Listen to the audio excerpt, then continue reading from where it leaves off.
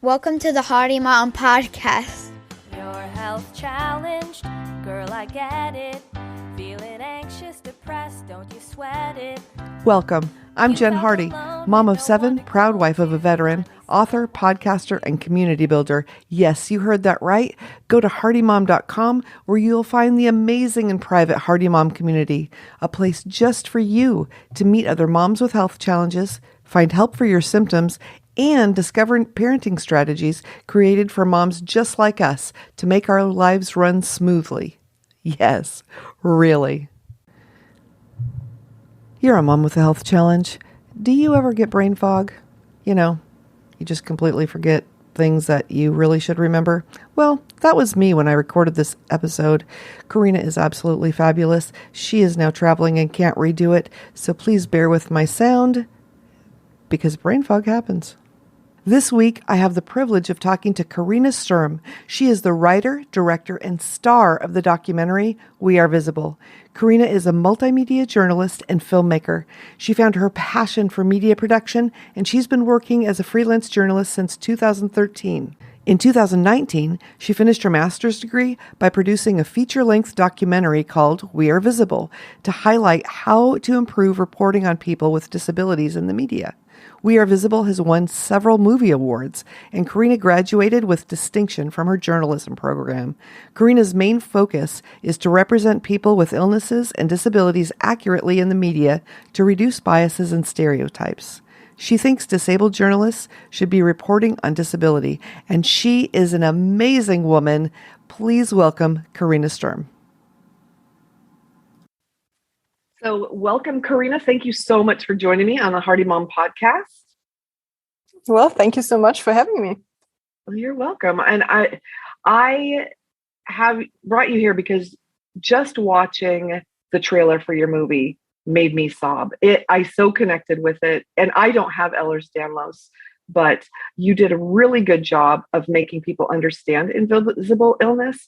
So I thought maybe you could talk a little bit about how you decided to make the film in the first place. Sure. Well, I didn't really decide. It was kind of decided for me, I guess. I studied journalism in Scotland, and for our master's thesis, we could decide whether we wanted to do a documentary film or some writing. And even though I had never really filmed anything or even held a camera in my hands, it was like, okay, I need to do a documentary film on Ehlers-Danlos syndrome because, that's my condition. So it was the obvious choice. But it was supposed to be a short documentary, so 20 minutes maximum. But then there were all these wonderful people that contacted me about being part of this film or wanting to be part of this film. And I loved all their stories. I was like, okay, I can really not make a short film with all these people. And Ehlers-Danlos syndrome is so complex and such a wide spectrum that it's kind of hard to describe it in just a couple of minutes. And so, yeah, that's basically how I ended up doing a feature-length film. It's amazing. So how did you decide? Your guests are literally all over the world. How did you find them? Well, again, they found me. So back then I wasn't super well connected with the international community. Like I only knew a couple of people where I lived. And so I contacted Ehlers-Danlos syndrome organizations in a couple of countries. And I was like, hey, do you maybe know someone who would want to be part of this? And funnily, there was an international conference, I believe in Belgium, that time. And they actually asked people all over the world there because, they all met in Belgium. And so that's how I ended up with all these people from different countries and with different kinds of stories. Well, that's amazing. And there was one that I had asked you about. The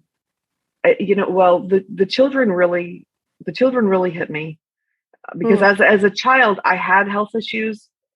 And everyone told me that I was fine, that I was just faking it. I was fine. It turns out I have pretty bad asthma, and I really wasn't faking all the pain in my lungs. And so it really connected with me. Were there anything about the kids that stuck out for you when you were?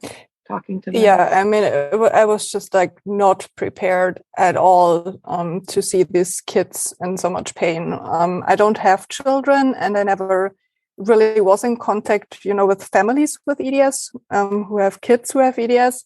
And then especially the ones in the Netherlands and in Belgium were really tough for me because they, the one was in the hospital when I came and we had all these plans. We wanted to like go to a farm and film her there because she's super happy there and, at school. And then she ended up super, super sick and in hospital, and we had to film in hospital instead. And she wasn't doing well. And the kids in the Netherlands were in so much pain that they sometimes just kind of stopped walking and then like collapsed on the floor and cried because they were in so much pain. And it was just emotionally very, very tough to see. And well, I did cry a lot as well. Right. Yeah. And the mom who got charged with FII, I thought, oh my goodness, that is so sad because people just don't understand the visible illness. It's also quite a common thing for parents with EDS. At least that's what I learned, when I started filming. That's not really specific to any country. This like really happens to all of them, no matter where they live. And it's just they all got accused at least once. It was just worse for some. Side note here. FII stands for fabricated or induced illness. In the United States, it's called medical child abuse or Munchausen by proxy. Medical child abuse is defined as a child receiving unnecessary and harmful or potentially harmful medical care at the instigation of a caretaker. According to the UK website about FII, if a healthcare provider notices signs of FII, they'll usually refer the case to a community pediatrician. They'll record their concerns in the child's health records so that any other clinicians who see the child are aware of concerns. The mom in the film stated that social services was again notified while filming because of an injury, and she said, "They make you feel mental, and I'm not." Now back to the interview. Okay, and then the other person that really stuck with me that I had wanted to reach out and ask if I could contact her, because even though I don't have Ehlers-Danlos, her story was, I believe, everyone's story with invisible illness. And I am so sorry for your loss, because when the movie got closer to the end, I realized she had passed, was Denise. And I wrote down what she said because the doctors didn't really know what to do with these symptoms. They were too many, too complex, and could have fitted the description of so many illnesses. And at some point, the doctors just said there was no way that one person could show all these symptoms. And I literally had a doctor tell me I had to pare down my symptom list and come back to him because there was no way I had all those things. So I don't know. Did you experience something similar to that when you were trying to get a diagnosis? Yeah. I think that's also something that most people with EDS share. I mean, many of us are women, often very like healthy looking women because, the symptoms are invisible. And so you have all these, like, it's a multisystemic condition, right? So symptoms can be really all over your body. You could have pain in like 10 different joints, which is something doctors don't really understand. And then you could at the same time have gastrointestinal issues with your heart, issues with your blood pressure. And like at a first glance, those symptoms don't really fit together because doctors aren't aware that there is a condition like Ehlers-Danlos syndrome. So you get belittled and gaslighted a lot, mostly, for years. Like I got diagnosed after 4 years, which is very, very fast for someone with EDS. There are people that get diagnosed after decades. I believe Denise was diagnosed in her 50s or so. So it took her many decades to find a doctor who actually understands EDS. That's really tough. And from what you said, it's different in Germany than it is in the United States a little bit. Can you explain that? I think it's good for people to understand that care is different in different parts of the world. Yes, it definitely is. I mean, the gender bias and the gaslighting, I think, is pretty much everywhere because that just goes back to, us being women, and women are being seen as, exaggerating their symptoms and their pain. And that's just like a stereotype that exists all around the world. But in terms of care for people with EDS, it's just, it's much harder in Germany because it's a small country. So there really aren't too many experts. Let's say we have one expert for every area of issues you could have with EDS. But then those doctors are booked for the next, 2 years. And they are all over Germany. So you have to travel a lot. And sometimes they're even private doctors. So you have to pay out of pocket. That's kind of similar in the US, even though in the US you have like much, much more experts. And also, well, my care specifically was so much better in the United States. But I was also fortunate that I had a very good insurance. So that's kind of the downside in the US is if you don't have a good insurance, you also don't get good care. But if you do have either money or a good insurance, then you can have like the best possible care anywhere. So that's I guess the difference is that all countries have downsides, right? And it's just you can't cherry pick the best parts of all the countries. But like in Germany, EDS care is tough because we're lacking the experts, and in the United States you have the experts, but most chronically ill people lack the money or insurance coverage. So it makes it so hard. And like you said, I mean, even if you do get to a good doctor, the gender bias and the gaslighting and, you must be depressed, we'll just put you on this medicine. Yep. I mean, that's a universal problem. And then the last thing I wanted to talk to you about is writing. I thought that was very interesting when you were talking about a way that you're able to deal with all the emotions is by writing, and writing is your safe harbor. Can you talk about that a little bit?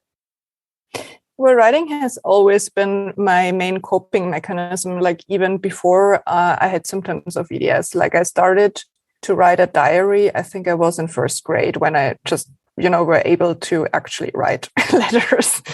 And I have I think 4 boxes full of diaries by now because I wrote all the way, and now I'm 36 and I quit for I think 3 or 4 years in between. But other than that, I always wrote diaries. And so that was kind of my way of dealing with all stress, like school, or then your first boyfriend, your first heartbreak and whatever. But then it became even more important when I got sick, because that was just so much more stress than I had ever before in my life.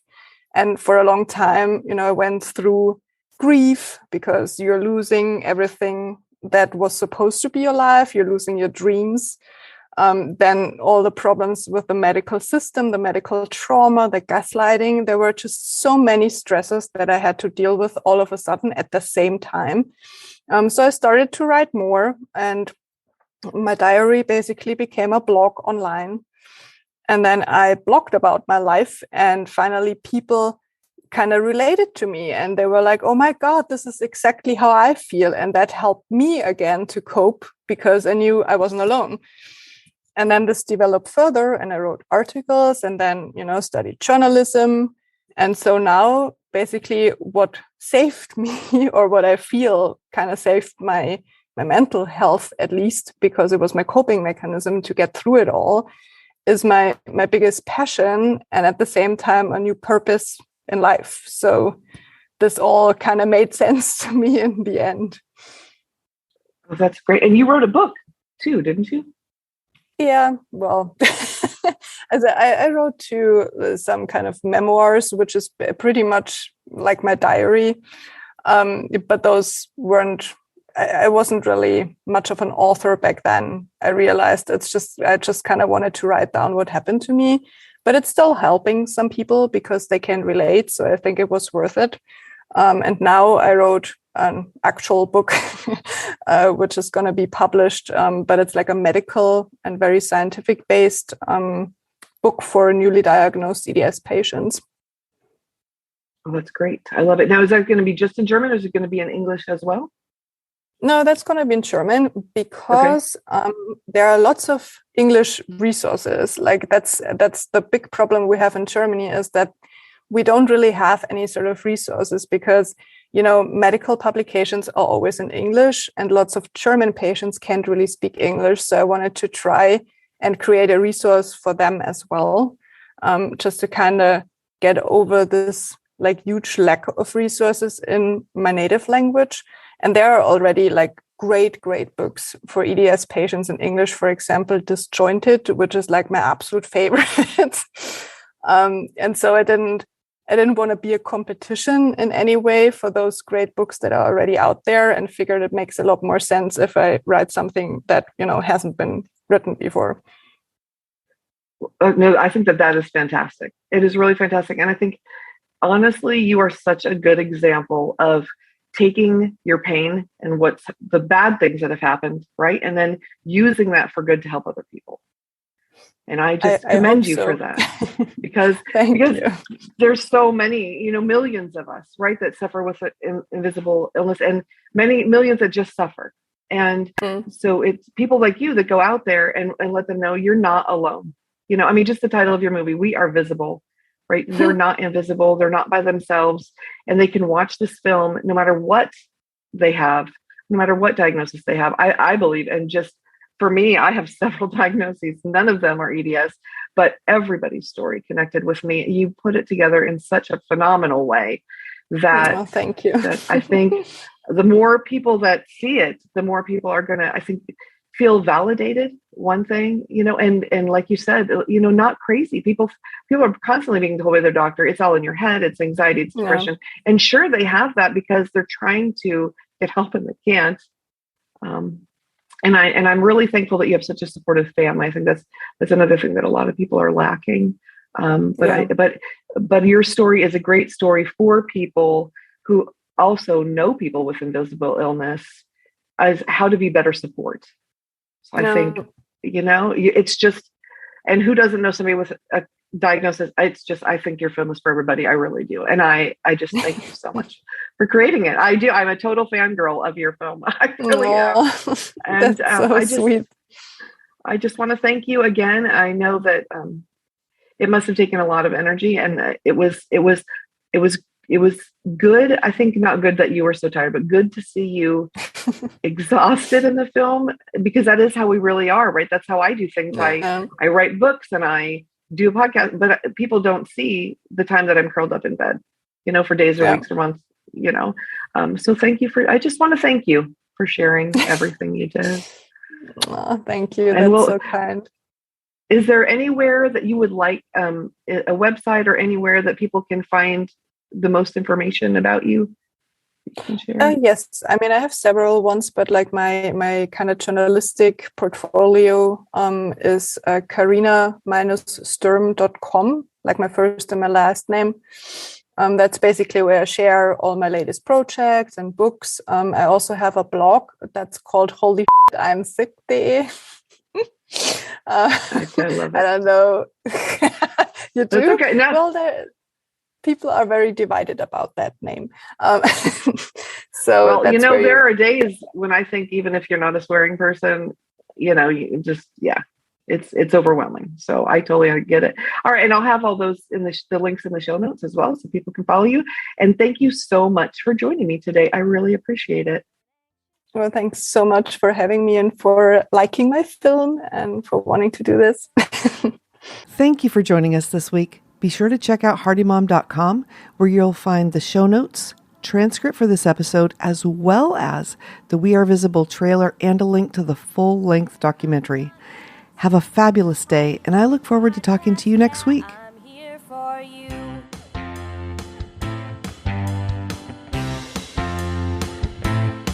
Tips and tricks here that will help you.